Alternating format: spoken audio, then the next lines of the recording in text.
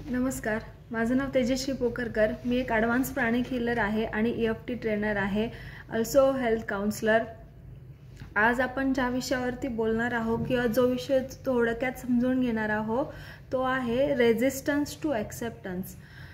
Resistance म्हणजे काय तर विरोध आणि ॲक्सेप्टन्स म्हणजे स्वीकृती।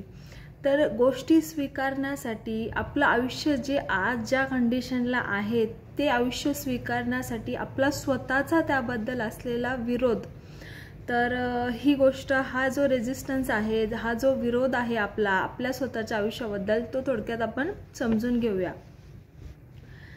तर म्हणजे आज आपलं आयुष्य जसं आहे ना ते असं आहे, त्या कंडिशनला आपल्याला कधी स्वीकारताच येत नाही। आपल्याला आयुष्य उद्या बदलायचं आहे, म्हणजे जर बदलायचं असेल, आपल्या आयुष्यामध्ये अपग्रेडेशन हवं असेल, आणि ते सगळ्यांनाच हवं असतं, आयुष्य प्रत्येकालाच बदलायचं आहे। आज जे जगतोय ते उद्या पण आपल्याला जगायचं नाही आहे, किंवा आपल्या पुढच्या पिढीला पण आपल्याला एक बेटर लाईफ द्यायची आहे। पण जे आज जगतोय ना, जर तिथे आपली स्वीकृती नसेल, ॲक्सेप्टन्स नसेल, मान्यता नसेल, आणि सतत जर आपण तक्रार करत असू, कंप्लेन करत असू आजच्या आयुष्याला, तर मग ही तक्रारीची, भावना, फ्रिक्वेन्सी आपण त्या परमेश्वराकडे त्या ब्रह्मांडाकडे पाठवतो, आणि मग तो ब्रह्मांड त्याच फ्रिक्वेन्सीला प्रतिसाद देतो, आणि मग तशाच तक्रार वाटणाऱ्या गोष्टी, कटकटी वाटणाऱ्या गोष्टी आपल्या आयुष्यात यायला लागतात। पण जर आपण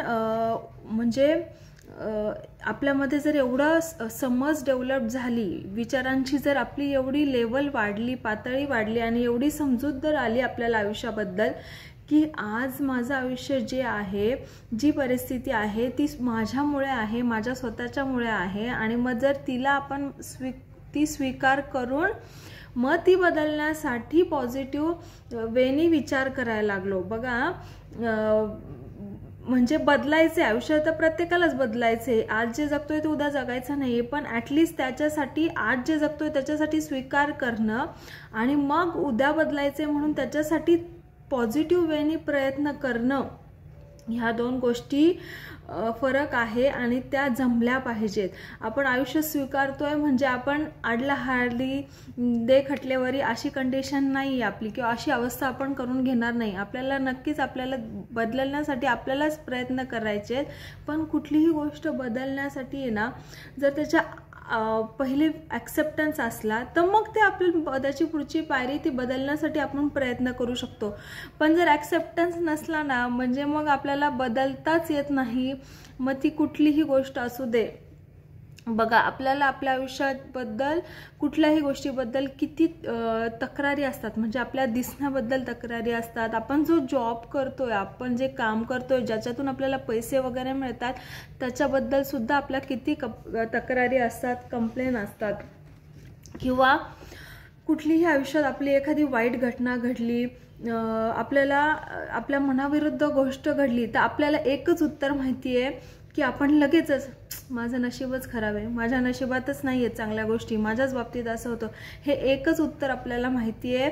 पिढ्यानपिढ्या आपण तेच वागत आलो आणि तेच करत आलो। आपण आपल्या नशिबाला कोसायला लागतो, आपण आयुष्याला कोसायला लागतो, आणि मग त्या परमेश्वराकडे दया याचना करायला लागतो। असं वाटतं आपल्याला की आपण हे जर असं रडून दया याचना करून तो परमेश्वर आपल्याला मदत करेल, आपलं आयुष्य बदलण्यासाठी मदत करेल, पण तसं नाही आहे। हे ब्रह्मांड, हे युनिवर्स किंवा तो परमेश्वर, काहीही म्हणा, ते फ्रिक्वेन्सी, एनर्जी फ्रिक्वेन्सी, व्हायब्रेशनच्या स्तरावरती काम करतं। जर आज जे आहे त्याला जर कृतज्ञता जसं कसं आयुष्य आहे त्याला ॲक्सेप्टन्स असला आणि कृतज्ञता व्यक्त केली, कृतज्ञता म्हणजे ग्रॅटिट्यूड व्यक्त केली, तर मग ह्या ग्रॅटिट्यूडच्या भावना, ही ॲक्सेप्टन्सची भावना त्या परमेश्वरापर्यंत पोहोचते, आणि मग ग्रॅटिट्यूड वाटणाऱ्या, म्हणजे आनंद वाटणाऱ्या, आपण थँक्यू म्हणू शकणाऱ्या अशा अनेक गोष्टी आपण आपल्या आयुष्यात अट्रॅक्ट करू शकतो। ह्या सगळ्या गोष्टी, हे जे बोललं जातं, law of manifestation, law of attraction, किंवा हे युनिवर्स, ब्रह्मांड, हे सगळं हे एनर्जी फ्रिक्वेन्सी व्हायब्रेशन ह्या गोष्टींवरतीच काम करतं। त्याच्यासाठी आपल्याला आपली फ्रिक्वेन्सी रेज करणं, वाढवणं गरजेचं असतं। बघा, आता कोणताही प्रॉब्लेम आहे ना आयुष्यामध्ये, त्याला सोल्युशन नाही आहे असं कधीच होऊ शकत नाही. प्रॉब्लेम अँड सोल्युशन ह्या दोन बाजू आहेत एकाच नाण्याच्या. तर ज्या अर्थी प्रॉब्लेम आहे त्या अर्थी त्याला सोल्युशन पण आहे. पण आपण डोळ्यांना झापड लावल्यासारखं फक्त प्रॉब्लेमच घेऊन बसतो. आपल्याला दुसरी साईड, नाण्याची दुसरी बाजू जी की सोल्युशनची बाजू आहे ती कधी पाहताच येत नाही. आपण नुसतं फक्त त्या प्रॉब्लेमलाच कुरवाळत बसतो आणि सोल्युशनकडे टोटली दुर्लक्ष करतो. परमेश्वराची ती काय लीला म्हणा किंवा कृपा म्हणा हे आहेच आहे की प्रॉब्लेम आहे तर त्याला सोल्युशन आहे. फक्त स्वतःला स्टेबल ठेवून, काम ठेवून, वैचारिकदृष्ट्या शांत ठेवून आपल्याला ती सोल्युशनची बाजू, दुसरी बाजू पाहता आली पाहिजे. आज तर आहे ना, म्हणजे आजकालच्या जगात बघा, सोशल मीडियामुळे रोज आयुष्य नव्याने बदलत चाललंय, इतकं झपाट्याने बदलत चाललंय. मग हा जो होणारा बदल आहे ना, इथे पण आपला रेजिस्टन्स आहे, विरोध आहे, हे आपल्याला सहज स्वीकारता येत नाहीये.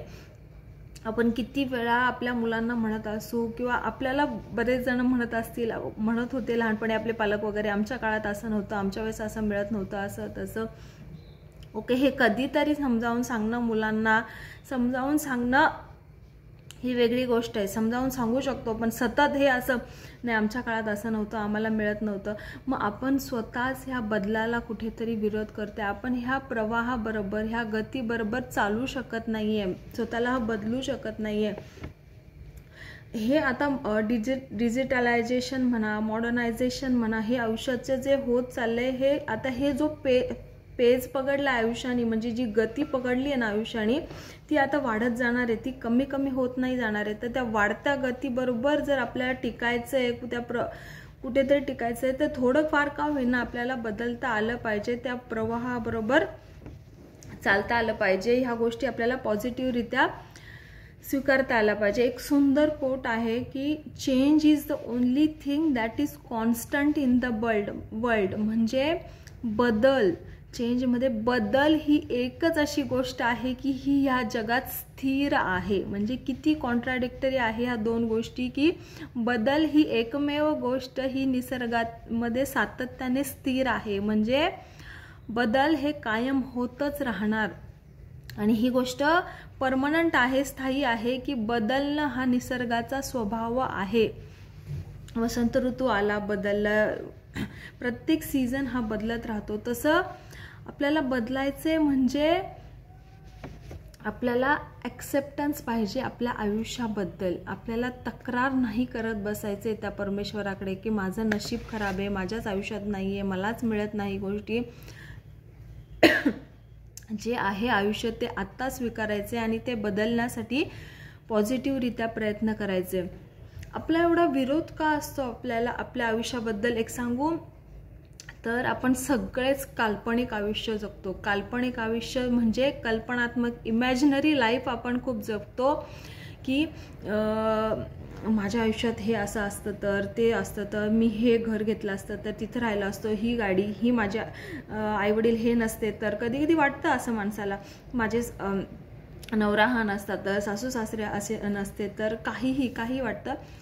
तर ही जी आपण इमॅजिनरी लाईफ, किंवा हा माझा बॉस नसता तर XYZ, काय मी हे काम करत नसतो तर, काही वाटतं. आणि हे जे इमॅजिनरी आपण लाईफ इमॅजिन करतो, मनामध्ये जगतो, आणि मग जे रिअल आपलं लाईफ असतं, रियालिटी असते, त्यामध्ये खूप तफावत असते, खूप फरक असतो. मग हे दोन्ही गोष्टी मॅच होत नाही, इमॅजिनरी लाईफ आणि रिअल लाईफ.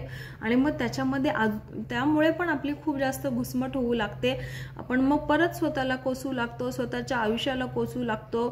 आणि ह्या सोशल मीडियामुळे तर इतकं कंपॅरिझन, ह्या इन्स्टामुळे, रीलमुळे इतकं कंपॅरिझन वाढतं आपल्यामध्ये की दुसऱ्यांची आयुष्य पाहिली तर असं वाटतं की वाव, किती भारी छान लाईफ जगतायत, मला काहीच करता येत नाही, मी माझ्या आयुष्यात काहीच करत नाही, काही जगता येत नाही. तर हे कंपॅरिझन थांबवता आलं पाहिजे, ही जलसी कुठेतरी थांबवता आलं पाहिजे. आणि एक फिक्स ठरलं पाहिजे, कळलं पाहिजे की हा प्रत्येकाचा प्रवास वेगळा आहे आयुष्याचा. तो प्रत्येकाचा वेगळा आहे, तो प्रत्येकाला वेगळ्या रीते पूर्ण करायचा आहे. आपला वेगळा आहे, माझा वेगळा आहे. तर माझ्या ह्या प्रवासात मला 100% चांगल्या रीतीने पूर्ण करण्यासाठी काय काय करता येईल त्या गोष्टी आपल्याला शोधता आल्या पाहिजेत, करता आल्या पाहिजेत, ना की सतत आयुष्याबद्दल तक्रार करता आली पाहिजे.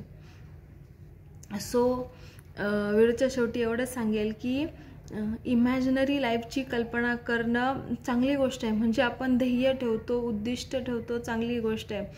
पण तिथपर्यंत पोचण्यासाठी आधी आज जे आहे त्याच्याबद्दल ग्रॅटिट्यूड असणं खूप गरजेचं आहे. ही एकच गोष्ट, ही एक फ्रिक्वेन्सी तुम्हाला इतकी व्हायब्रेशनली हाय करते, म्हणजे तुमची एनर्जी इतकी हाय लेवलला जाते.